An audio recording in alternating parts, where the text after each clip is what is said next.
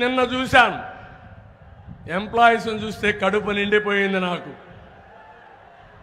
నిన్న పోస్టల్ బ్యాలెట్లు వచ్చాయి, ఈ రోజు కూడా పోస్టల్ బ్యాలెట్లు వచ్చాయి. అవినీతి డబ్బులు పంచడానికి వైఎస్ఆర్ కాంగ్రెస్ వాళ్ళు వెళ్తే చీకొట్టి వాళ్ళు ఇచ్చిన డబ్బులు తీసుకోకుండా ఒంగోలు అయితే మన క్యాంపు దగ్గరికి వచ్చి ఈ దుర్మార్గులు 5,000 ఇస్తున్నారు, మేము చీకొట్టాం, నేను 10,000 ఇస్తున్నా, మీ పార్టీకి ఖర్చు పెట్టి గెలిపించామని ఒక మహిళ చెప్పిందంటే ఏం తమ్ముళ్ళు అర్థమైందా సీను? ఉద్యోగస్తులందరూ మనకే ఓట్లేశారు, వేస్తున్నారు, గెలుపు మనదే.